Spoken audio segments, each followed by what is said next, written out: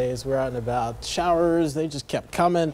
Not a ton of rain. Most folks actually got less than a half of an inch, but some of those heavier downpours had a little bit more than that. And to deal with over the weekend, looks like rain chances still stay on the low side. We're going to be talking about a warming trend, though, as we approach the weekend. So lower rain chances will mean higher temperatures. I think by Saturday and Sunday, we'll be again approaching 90 degrees. If you could believe this, we barely hit 80 degrees for a high temperature. Our average is 89. But we did have a lot of clouds, still holding on to clouds.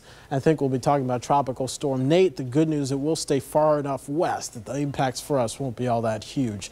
Doppler radar shows we're dry as we kick off our Friday morning, so no issues out there for the commute as the kids head to the bus stop, walking the dog, things like that. Should stay fairly dry, at least over the next few hours. Any rain chance I think we'll see will come later on into the afternoon after about 3 or 4 o'clock. So clouds and radar shows we're still dealing with all that excess cloud cover associated with the tropical wave we saw yesterday. This area of high pressure aloft will nudge in from the Atlantic and help to keep Nate on a more westward track. So that's why we're not going to be seeing big impacts, because it'll stay far enough west. We'll still be dealing with some of that tropical moisture, but you can see it there. It's basically impacting folks in Honduras as they wake up this morning. They're dealing with a lot of heavy rains, flooding, mudslides, and things like that. It's going to continue to march on into the Caribbean Sea and then possibly make landfall again into the Yucatan Peninsula as we go on to later on today. Still holding on to 45 miles per hour, moving northwest at 14. Pressure is 999 millibars.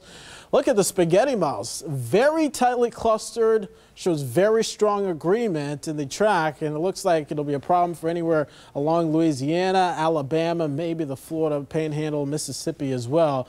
These are the guys that are paying very close attention to this, as it'll likely be a Category 1 by the time it makes landfall. But like I mentioned, not a huge concern for us. Temperatures this morning are dropping. It's 74 at this hour in Fort Myers, 77, Golden Gate and Immokalee, Naples at 78 in Marco Island. For today, still more clouds. Some peaks of sunshine should help to carry those temperatures a few degrees warmer than we were yesterday.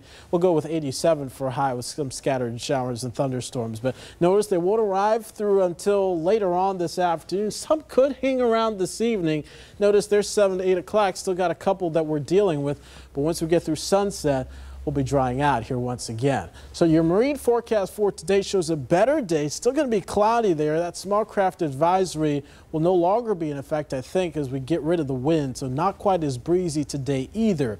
There's that warming trend. We're up to 90 by Sunday. Rain chance is only 40% this weekend. We'll drop them even lower early next week. Jill, good morning. Good morning, Tony. I want to go ahead and show you a live look right now. 75 near Luckett. We understand we see some